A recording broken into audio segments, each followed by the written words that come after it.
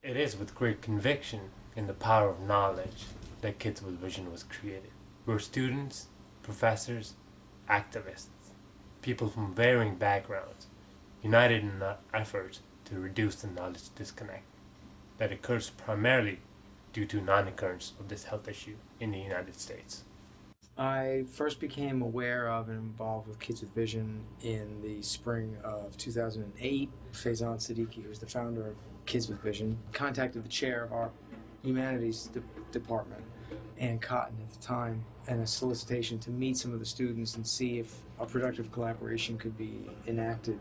He was hoping to find some advanced students who'd be able to partner up with and take some ownership in his vision of creating an interactive website, promotional videos, and hopefully a full-length documentary about the Kids with Vision project. So Faizan came to our program, the communications program here at BCC, and gave a number of presentations to our advanced production courses, and was able to find a number of interested students who had the requisite skill sets that he was looking for. Kids with Vision provided the venue for them to really test their mettle, and through the internship program here at BCC, they were able to forge what I think is a very productive collaboration, which has allowed the audio-visual aspect, the media aspect of Kids with Vision to grow, I think, quite exponentially over the last year and a half. Preventable childhood blindness could be ended around the world simply with better nutrition and access to basic medical care. I mean, the problem is relatively simple. It's just that in the poorest places of the world, like some parts of India or Bangladesh or Tanzania, these developing countries, children are born into this abject poverty, and it's not their fault. It's just not their fault. I mean, they're just kids. They're just born. But they don't have access to nutrition. They don't have access to vitamin A, which is essential for your eye's health. And even if they were diagnosed with these issues of glaucoma or cataracts or corneal scarring, they can't get to these hospitals because either there aren't any, or if there are, they're hours and hours away, and the children just don't have access to get there. They just can't get there.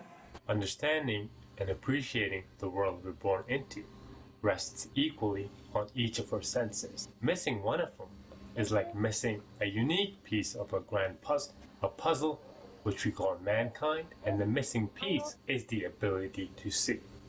What I hope to personally achieve with Kids with Vision is something I already know how to do: to educate children, specifically younger children, with age-appropriate information.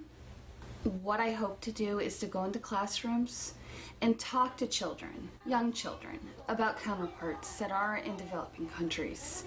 Talk to them about the Indian girl who, because of no fault of her own, simply by being born in poverty, has lost her vision at age 3. And I really believe this. What will happen is these children will want to help their counterparts. I remember something that Faizan had said to me, and it was really important, and it was one of the biggest reasons why I started doing work for Kids with Vision. In reality, we don't have to let this organization outlive the few of us working for it. Within a few decades, or even our lifetimes, we can live in a world where the majority of these cases of preventable and treatable childhood blindness is literally non-existent. Well, what I've done so far is edit what Faizan had already taken in India, in Bangladesh. Just hours and hours of this awesome footage, poignant, raw footage of these children. He went to the blind schools, he went to the hospitals. I mean, he was there with these kids, living with them for a couple of weeks, and I was the lucky one. I mean, I got to go through all that footage, and the hardest part is trying to convey to an audience, an American audience, that these issues are very real in other places of the world, but the idea is to help and is to spread the awareness that this is an issue. Preventable childhood blindness is real, but it doesn't have to be.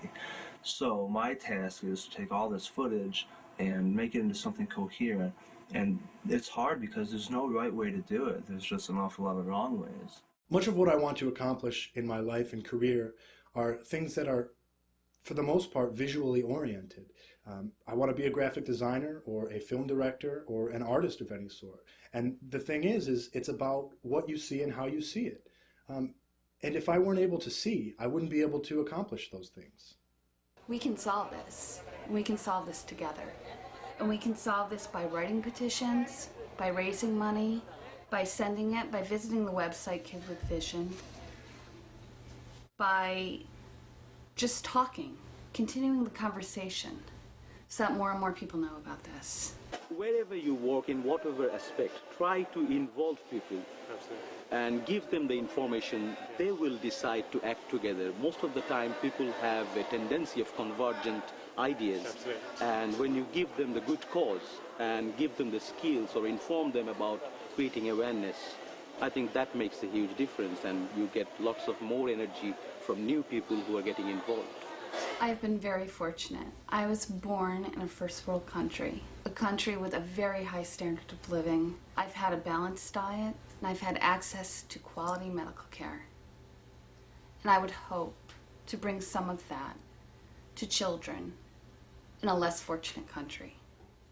Those children who do come in these special education schools, we in a way pity them. Okay, that's the way they are. Right. But in many ways they are lucky because they are in that school, Exactly. which teaches them a lot of values and social skills. Right. There's so many of them who can't even get to those schools, Absolutely. who just stay at home. Right, exactly. But then today their parents are looking after them. But 20 years down the line, you will not be sure whether their brothers or sisters would look after them, Right. or later their nieces and nephews would look after them. Because Absolutely. there was a study that people who are handicapped, at least in Indian society, they are less likely to get married because they can't find a spouse. Absolutely. So they are more likely to be alone. Right. They are more likely to be uneducated, more likely to be less educated, more likely to be unemployed. Absolutely. So it's just that they are staying just a burden on the families. When I was doing a national survey of blindness in children in Bangladesh from London School of Hygiene and Tropical Medicine, where I work, and during that survey we met more than 2,000 blind children across the country, and we realized that about a third of them can regain vision if we can detect them at an early age and give them a referral system and service where they can get surgery and intraocular lens. So 1/3 of them were unnecessarily blind for cataract, which is curable with a simple 15-minute, half an hour surgery. Sadly, in less time than it takes us to watch this video, many children will have needlessly lost that ability, and many among them, their lives. It does not have to be like this. Not if we all take a sense of ownership and do what we can to learn about avoidable childhood blindness, to share it with our friends, our neighbors, complete strangers, and in doing so, create value where none existed before.